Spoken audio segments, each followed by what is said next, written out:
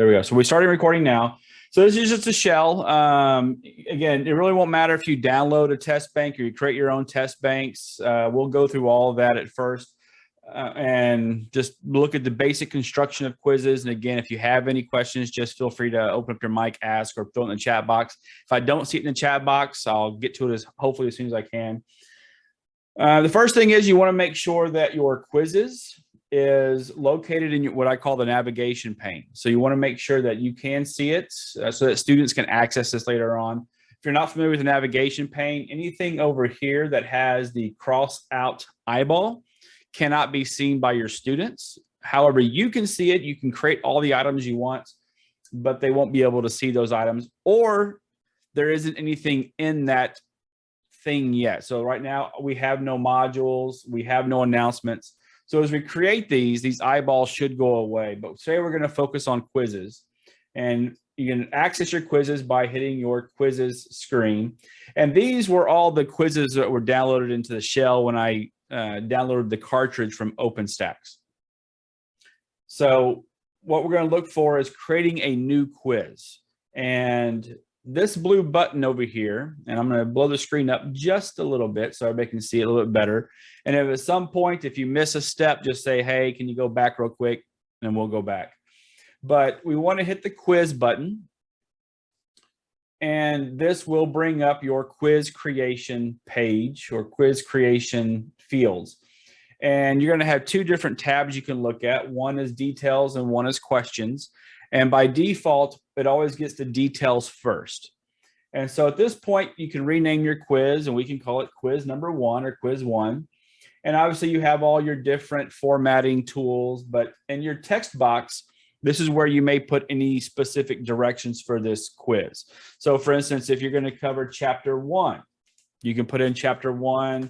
If you have any specific instructions, like how long you can take or how many attempts you get, whatever it is that you want to tell students they need to know before they start the quiz, you put it in this text box. Because before they start the quiz, they'll see these instructions and they'll see this little blurb that you put in there. And so whatever you put in here, students can see. And it's as simple as that. If you want to leave it at just chapter 1, you can. Or if you want to give them a paragraph, you can. Whatever works best for you. And as we scroll down, and the nice thing is within the text box, you can also input pictures, you can input hyperlinks, you can input Kaltura videos, you can record a video directly into this if you want to. So you have lots of different options of how to introduce this quiz to your students. And as you get down here, you're going to see all your different options for your quiz. And we're looking at the graded quiz, a practice quiz, a graded survey, and an ungraded survey.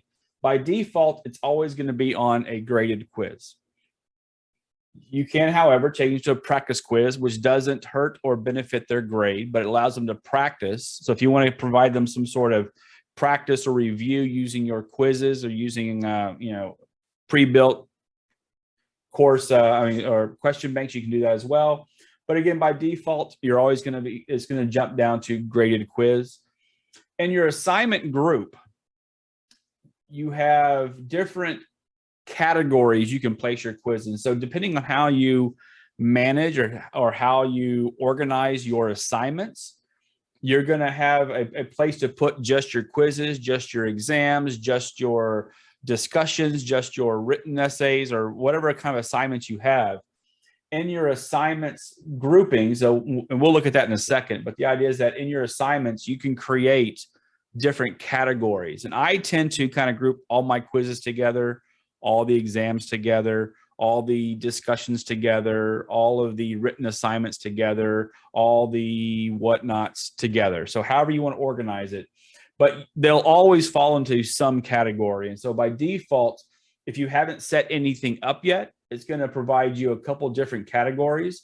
And because we've imported a cartridge already, we're going to see imported assignment and sample quizzes. If your Canvas shell is blank and you have no assignments yet, you'll get just one category assignment. So we can leave it there by default. We can leave it there now, not a big deal.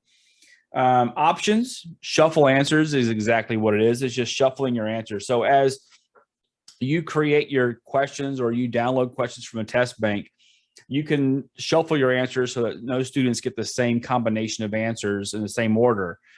However, if you have any of the all of the above or none of the above options, sometimes this becomes confusing because it might put all of the above on top, where none of those, there's nothing above it. So there's no, that answer would be incorrect. So if you create your own answers and you decide to shuffle your answers, I always suggest putting none of these or all of these, which kind of alleviates the all of the above or none of the above problems or issues that might pop up later on. But you can shuffle them. You can provide a time limit for each quiz. And again, your discretion, but you can go anywhere from obviously 1 minute to, I guess, infinity. But if you uncheck it, then you get unlimited amount of time. So if you plan to let them have as much time as they want, leave it unchecked. And if you want to provide a time limit, you can put in 15 minutes. Then you can go down to this one, you hit multiple attempts.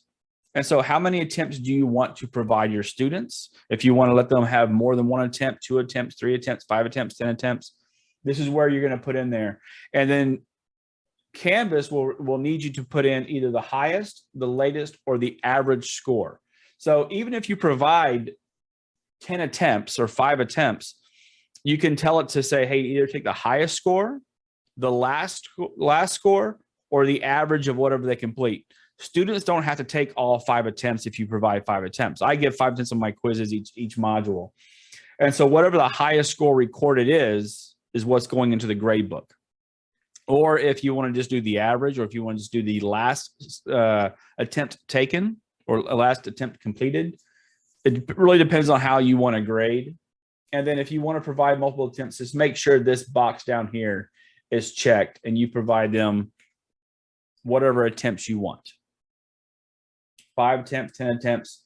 Next box is going to be for when do you want your students to see the correct answers, if ever. So sometimes you can let them see it. You can let them see them after each attempt, after all attempts have been completed, after a certain date.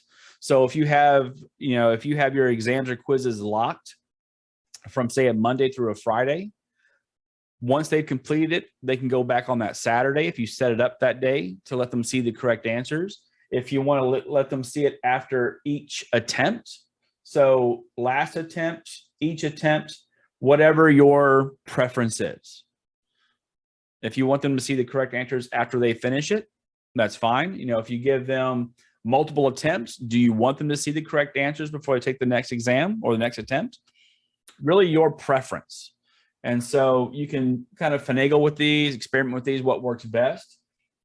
And if you check none of them, then the students can't ever see the correct answers, if that makes sense. And as you scroll down, you get one more. One question at a time, or do you want to let them see all questions at once? Again, these are most of these are just preferences. There is no right or wrong. And quiz restrictions, most often these are blank, and I would leave them blank unless you have a specific student taking a specific exam at a specific time. Then you can provide an access code. So when they open up the exam, it'll ask them for this password. And once you provide the password, they can access this exam. But by default, it's always going to be blank. It's always going to be blank. And as you scroll down, by default, again, when you assign this quiz or assign this exam, it's going to go out to everybody in the class at once. However, if you would like to provide one person a different time frame or a different date range or a different due date, you can add that in as well. And we'll talk about that in a second. But down here in these fields, you're looking at when is the test available from. So let's say, for example, we're going to open it up today, and default is always 12 a.m. And we're going to give them until Saturday. And by default, it's 11:59 p.m. So they can take it from this date to this date. That's when it's open. And if we put a due date in there, which is usually the same date as the until date, that pops up in the calendar and says, hey, you have something due this Saturday. As far as I know, if there's no due date, it won't populate the calendar and let them know, or at least it won't give them a notice of when something's coming up. So make sure if you want to have a notification in the calendar, we put the due date in there, but the available from and until dates are the window by which, or the window they can take the exam. So once it passes that until date, they can take it. Once it passes it, it's going to be closed and they won't be able to access the exam anymore. But let's just say you want to have somebody who has a couple extra days for whatever reason they provide you. Down here, you'll see where it says add. And again, by default, it gets assigned to everyone automatically. But if we hit add, we can scroll down. And because I have no students in this section, because it is a sandbox, typically you'll get a list of students in this section. And you can choose a student and you can just put their name, and their name will populate up here. And you can give them separate dates. You can have it open up a day early, close a day early. You can have a shorter window, a longer window. It doesn't matter. Whatever dates you provide in there will only be applied to that one student. Does that make sense? I hope. Is Zoom working? Thank you, Juanita. So that's the creation page. Thank you very much. So that's the creation page. This is all your different elements of the quiz, how to set it up, the instructions, restrictions, and whatnot. And then we go to our questions. And unless this is a pre-configured quiz from a publisher or from somebody else you got a course from, this is going to be empty. And there's a couple different ways to create a question. Obviously, the first one is just I want to create a question, or I want to input a question. And so this is where you can create your own questions. So if you don't have any pre-configured or pre-built-in question banks, you can go through and start creating your own questions as you see fit for whatever topic you're covering. And you can call this question one. You get a title, and I really don't mess with titles too much because it's just going to pop up and populate as you build them out. But if you want to call it a certain question, like say theory 1, you can call it whatever you want. In the multiple choice section, you can hit this drop down box and you're going to see multiple options of what kind of exams or quizzes you can create. The multiple choice, true, false, fill in the blank, yada, yada, yada, all the way down. And so whichever one you choose, it will change the way you interact with this question building properties. But we're going to stick with multiple choice right now.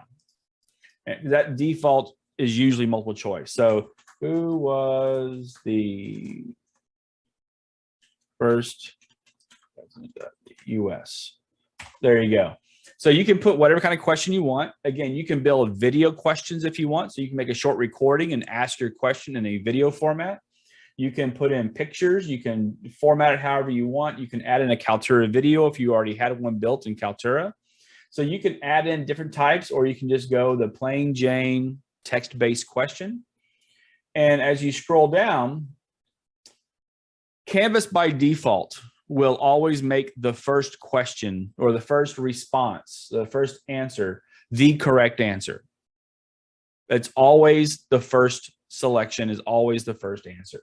So you can have up to 4, and you can add more if you want. And I'm not sure there's a limit, but you can add, 5, 6, 7, 8 more options.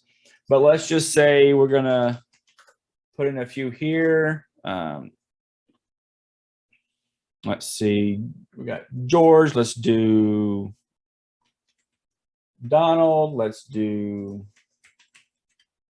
Abraham. And let's do Teddy. Again, I'm shortening names, obviously, but you can put in whatever answers you want.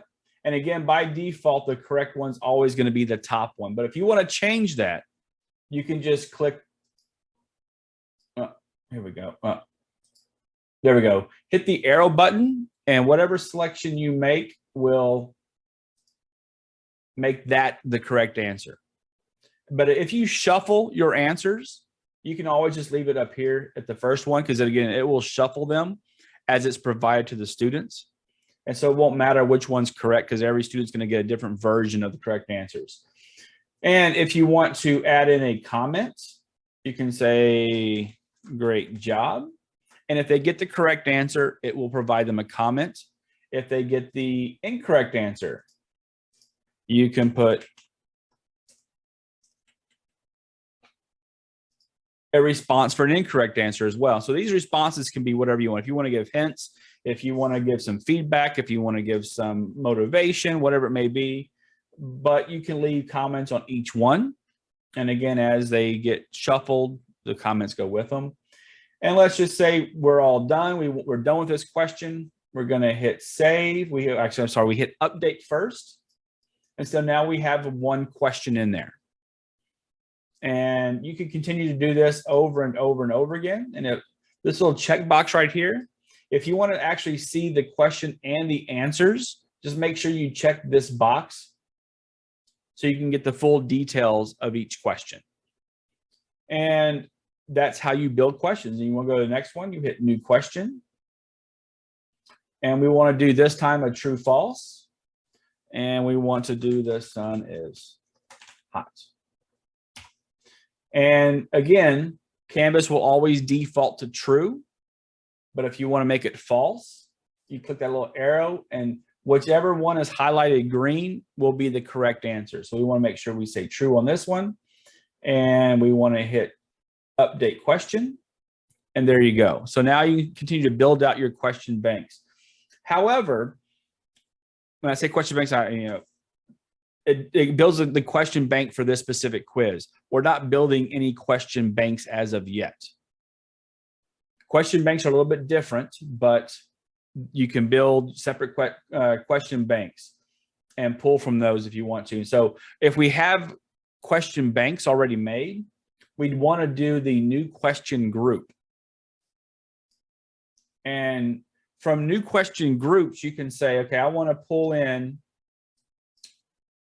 5 questions worth 2 points apiece. And then you're going to tell Canvas, or you're going to tell it to where to pull these questions, or what group to pull these questions from. So if we hit link to a question bank, and you can see we have multiple question banks that I've created through trainings, I've created from my other classes. And for some reason, Canvas will pull from different courses with question banks you've created or you've imported. And so let's just say we're going to use this first one that says Intro to Sociology multiple choice. And this will look different based upon which question banks you may have imported and or question banks you've created yourself. So we're going to choose this one. I want to try to at least. And we're going to hit select bank. So we want to make sure we tell it which bank we're pulling from. And we want to tell it select that bank. And you'll see now that we're going to be pulling 5 questions worth 2 points apiece from this question bank. And once that's set up the way you like it, we're going to create this group. And this is a randomized process. So if you have a question bank that has 20 questions in it, like this one does, and you're only pulling 10 questions, well, this is going to be a randomized grouping. So each student will get 10 different questions being pulled from that pool of 20 questions. And you can create as many pools as you want. You can create as many groups as you want. And you can mix and match them. You can have this one pull 5. You can have the next one pull 3. So let's just look at a second grouping. And we're going to pull another 5, 2 points apiece. And we're going to direct it to a different bank, Chapter 2, Research Methods, select bank. And again, once you have it set the way you want, 5 questions, 2 points apiece, we can create our group. We're making sure it pulls from the correct one, create group, and then there we go. And as you add in these groups and questions, if we scroll up, it tells you how many points this quiz is going to be worth. So you can have some questions worth 1 point, some worth 2 points, some worth 5 points. You can mix and match point values. You can mix and match different types of questions. And so if we go back down to the new question option, not new question group, but new question, you can see that now we can create another one. Let's call this one fill in the blank, or let's just do matching. And so you can see, again, we have the same text box where we can put in our directions or the actual question itself. And then you can create different matching pairs. And you can add more answers if you want. And this is the kind of question where you can move the different boxes around and to form the correct answers. So you can continue to do these types of questions and mix and match them as best as you can, or as much as you want. I'm not going to create one now, but you would just put in whatever answers and it will shuffle one side. So you create the correct pairings in here, but when Canvas presents it to the student, they'll be mixed matched, obviously. And so we'll hit cancel on that one. But those are the different types of questions. Go in and play with them, mess around with them. And the way you create a quiz and exam are exactly the same way, because Canvas considers everything just a quiz. It's just considered the difference is what you name it.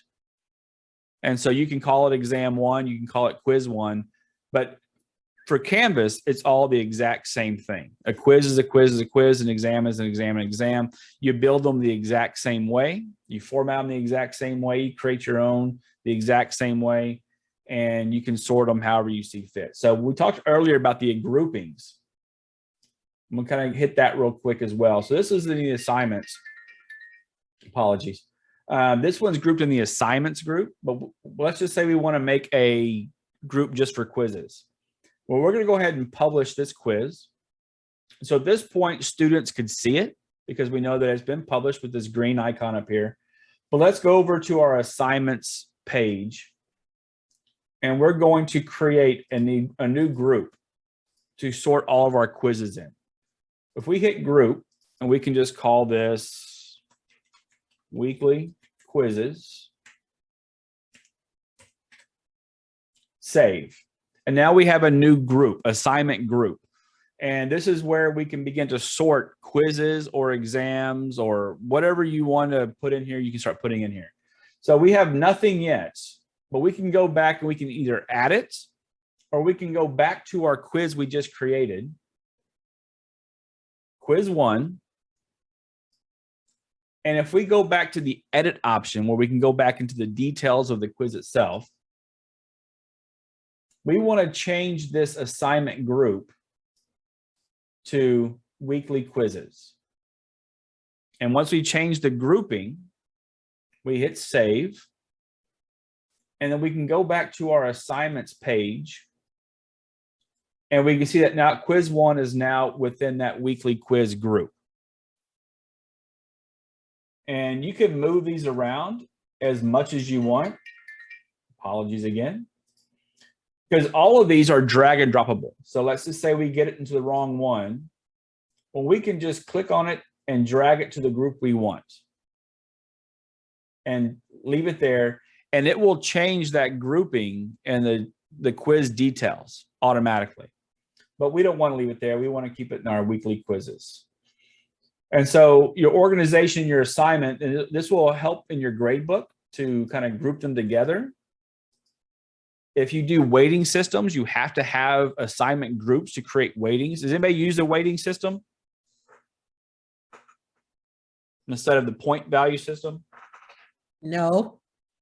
Nope. Is anybody interested in learning how to do the weighting system real quick since we're here? Uh-oh. Yes, do it. Okay.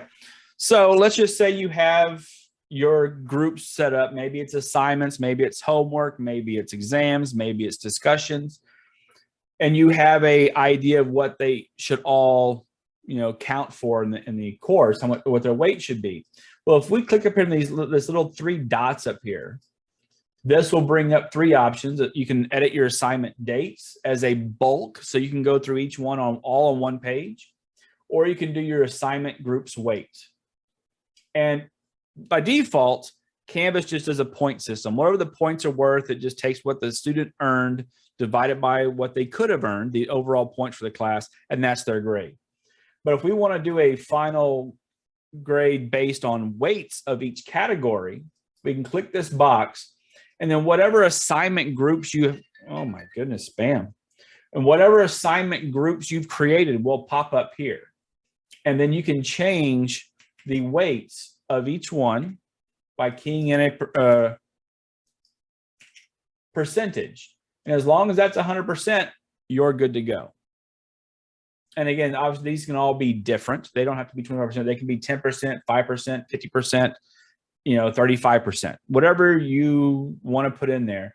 But once you hit save, then you can see that now we have the students can see this as well. It'll tell them how much your assignments are worth of the overall points, the quizzes, and whatever your categories are. And so as you create your weight-based system, you can adjust this as you see fit. But once obviously you get to the start of the semester, it shouldn't change anymore unless you have a reason, let your students know. And let's just say you want to get rid of the weighting system. You say, I don't want to use that before the semester starts. We can go back in and we can just uncheck that box. We hit save, and now we move back to a points-based system. So it's that easy to go back and forth from a points-based to a weights-based system. And whatever your preference is, obviously you go with that and you're good to go. And so that's your quizzes and exams, and you create them the exact same way. There is no, again, Canvas doesn't differentiate between an exam and a quiz. It's just what you want to title it and what you want to name it. But let's just say you want to pull in, you want to create test banks that you can use as you transfer this course to the next one, to the next one, to the next one. If we go back to our quizzes page, you'll see that you have quizzes. Again, these are the ones that I've created or I've imported. But what we want to go up to these little three dots right here. And we want to do manage question banks. And so if you've imported a test bank from a publisher, you'll see some of these pop up. And obviously you see 21 plus some unfiled ones down here. So these are the ones I imported from OpenStax when I was building this sandbox. And you can go here and as pre-configured test banks, you can add to them. You can delete from them. You can manipulate them however you see fit. You can rename them if you want to. I wouldn't rename if you've created quizzes that are already pulling from those question banks, because you'll break those links. You'll break that relationship between the quiz and the test bank if you've created them that way. But if we want to create a new question bank, this button right up here, this little field right up here, we hit add question bank, and we can call this, for instance, exam 1 test bank. And so we now have a new test bank we can pull from that has no questions attached to it. And we can then click on the link and go into the test bank. And we can begin to add questions. We can change the name of it. We can move questions around from different test banks. We can delete the entire thing, or we can create an outcome we want to align this test bank with. So if your department, and obviously we all have our outcomes, our SLOs and CSLOs, you can actually create questions that will align with these certain SLOs or CSLOs. And you can create quizzes and exams or short surveys that only pull from this. So, as a coordinator, if you want to create a quiz that measures a very specific SLO, well, you can create a test bank that has questions that are only geared towards that SLO and make a quiz that pulls from that specific test bank. And then the nice thing is that quiz can then be shared with everyone in the department. And then they can report back those results to you, and you all are using the same assessment, using the same test bank, using the same questions. And you get one column in your grade book that shows the scores, and you can just report back the average or however you report or that assessment. So you can align with that outcome if you want, or if you just want to create just a question bank full of questions, it's the same process we looked at before, where we just hit add question, and you just start creating questions. And you can create as many as you want.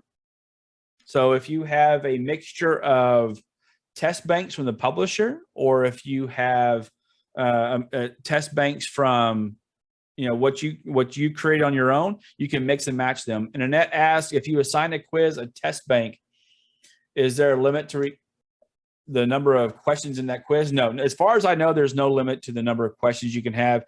It's only limited by the number of questions in your question bank. So if you only have 35 questions in your test bank, you can only put in 35 questions on your quiz. And it'll give you a warning that says there's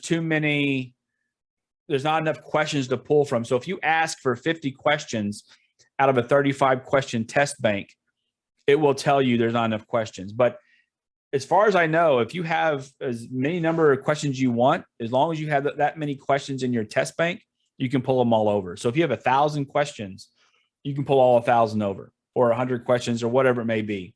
But as far as I know, there is no limit to how many questions you could ask. I hope that answers the question. All right. Well, thank you, Ms. Davis, for coming in.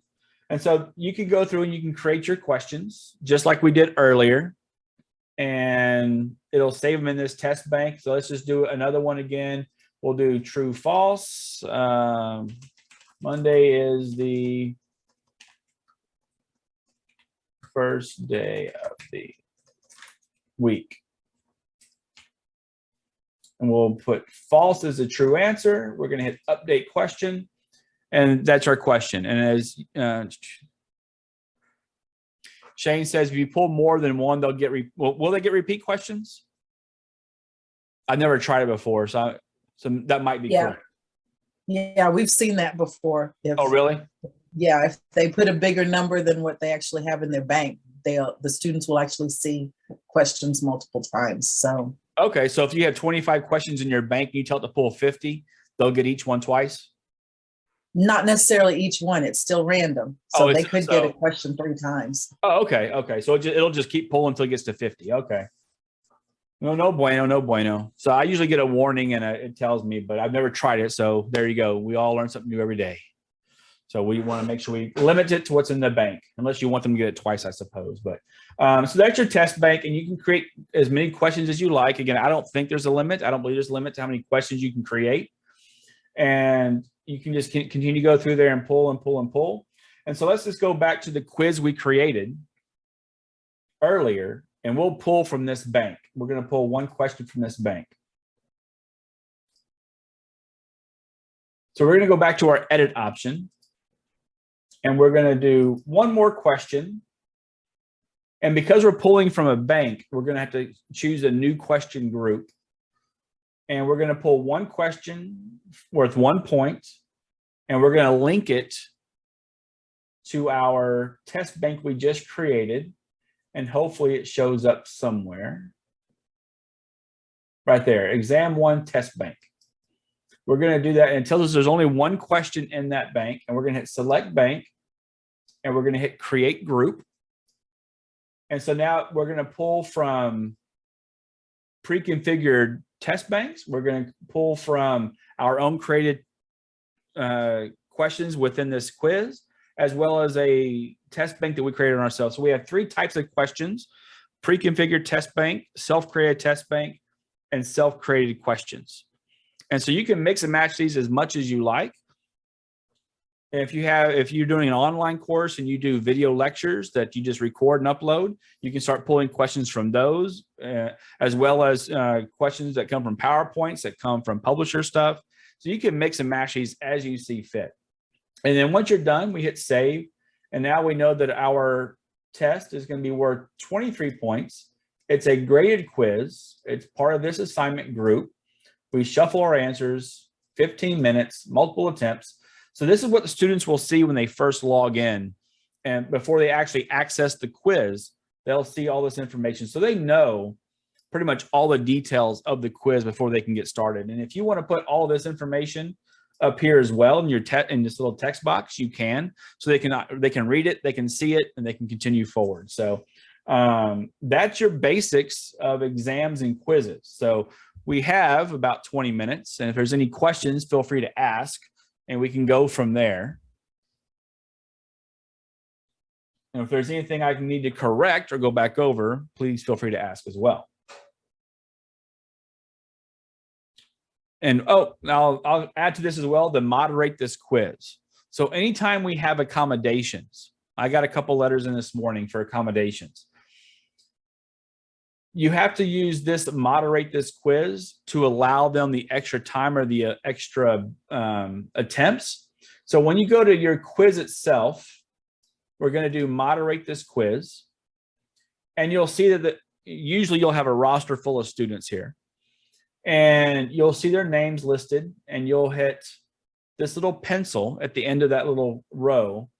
And we're going to hit that pencil, and we're going to say our test student. So for instance, if you get a letter saying a student needs 1.5 times the usual time that you provide students. So we give, for instance, each student 15 minutes for this quiz. Well, for that 1.5, I'm going to add another 8 minutes on there. That gives them a little bit more than 1.5, but not much, like 30 seconds more. And we hit save. And then it will tell you that this student gets an extra 8 minutes for each attempt. Some mistakes that happen sometimes is that you'll say, okay, well, if they get 1.5 times, I'm going to give them 23 minutes instead. Well, if you give them 23 minutes in that block, you're actually giving them 15 plus 23. So for a total of 38 minutes. So in these boxes, you want to just provide the extra accommodation, not the whole time, but what is ever given to them through the accommodation. So if it's 15 minutes, you can give 8. If it's 20 minutes, we give 10. We just want to give that 0.5 or whatever the accommodation is. If it's double time, they get an extra 15 minutes for this example. If you want to provide extra attempts, you can go in here as well and say, okay, each student gets 5 attempts already, but I'm going to give this one student another 5 attempts. We hit save, and you'll see that they have that many attempts left, and they get an extra 15 minutes. And as students begin to complete this quiz, you'll begin to see that how many attempts they've taken, their times they've taken, the scores they made on this in this moderate this quiz. And we can go through and you can click on these students as they pop up. You can change some of the example. You can change these. You can unlock the quiz for their next attempt, which basically just unlocks it and lets them jump in there without having to fill this stuff in. It would unlock it for one more attempt. But again, when you have accommodations, you can just put it in here, a pencil, put it in their attempts and minutes, hit save, and that provides the accommodation. Unfortunately, you can't apply this as a whole, like apply this to all quizzes, all exams. You have to go to each one and do it for each one individually. So if you have 5 exams, 10 quizzes, whatever it may be, you have to go to each one and apply the accommodations to each one. And every student obviously can get different ones. And if you have multiple students with different accommodations, this is where you would do it all. And once you've got it done, it sticks there through the rest of the semester. And if you want to provide just a one-time exemption, you can do it in here as well.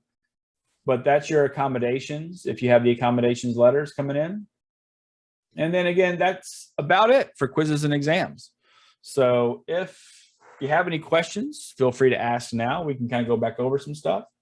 I'll go back to the home page and we'll go from there. But if there's no questions, no concerns, that's just a brief introduction to quizzes and exams. I have a question. Sure. After you've given a quiz or an exam, whatever, is there any way that you can give a makeup to somebody? Maybe they missed it, or if you want to give them a retest, for whatever reason, Sure. Somebody who hadn't taken, can you retest it without messing up everybody else's grade? Yeah. So that moderate this quiz. Let's go back to that quiz real quick. So let's just say someone you want to give someone a makeup, right? A retake, like the computer, and this will happen, right? We're online. Maybe their computer shuts off. And you can look at, because you can go see how far if you go into the actual grade book, you can see how far a student got. And let's just say they tell you or email you, say, hey, I got halfway through, we lost power. Right. And you can go through that quiz, you can see that halfway through they just stopped. And so we can go back and we can say, okay, Joe Smith asked for another attempt.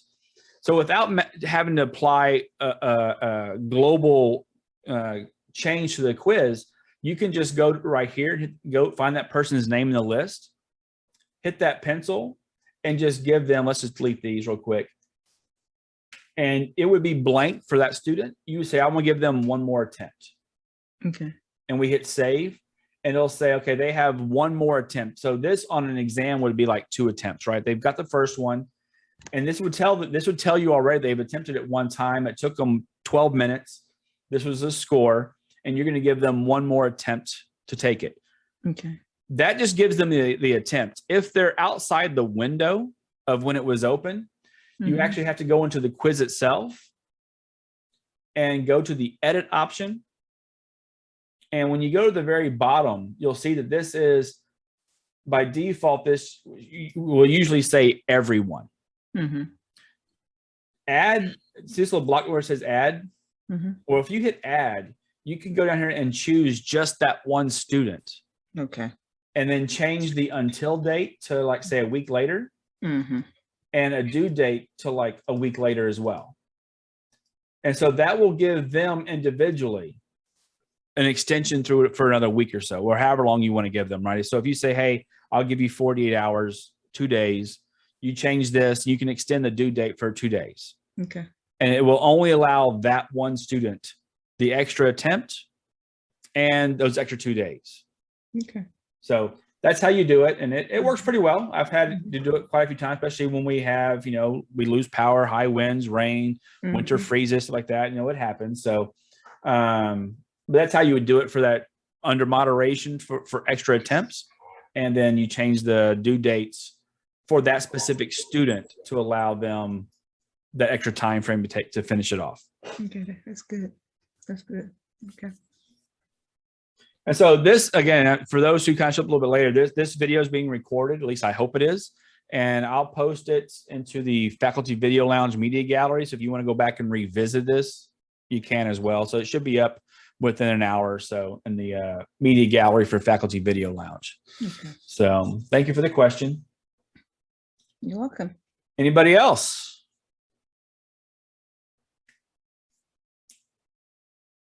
Nobody else. All right.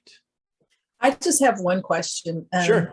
At the beginning, you had said to have quizzes open, viewable in the navigation. I was just wondering what the reasoning behind that was.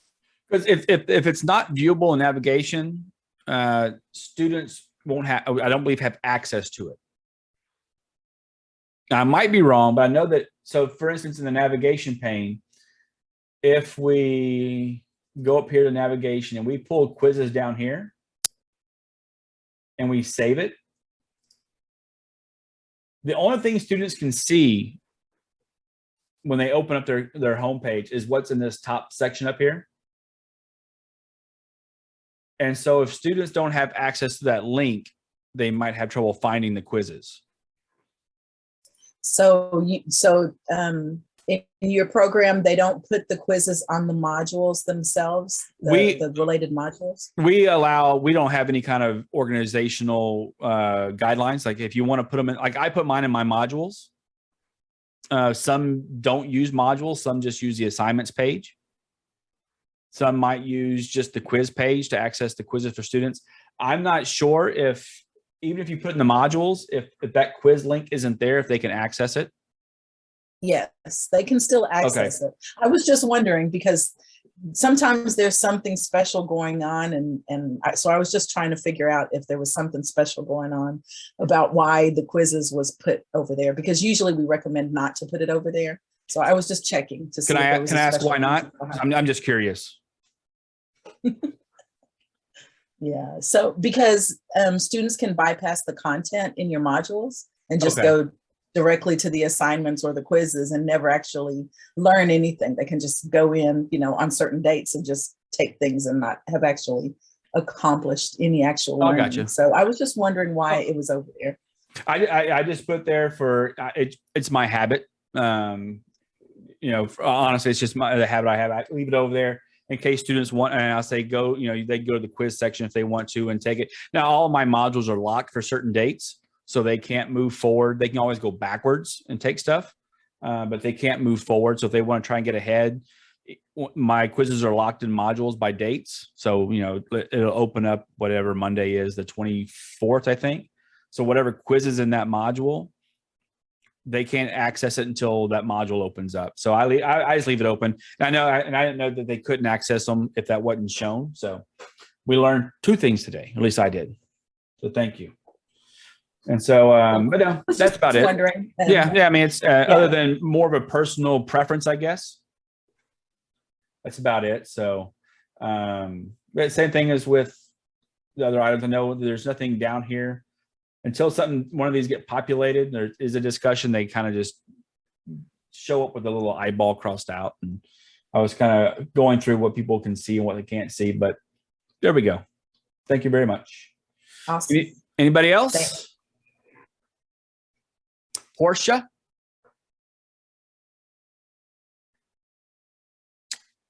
I don't know.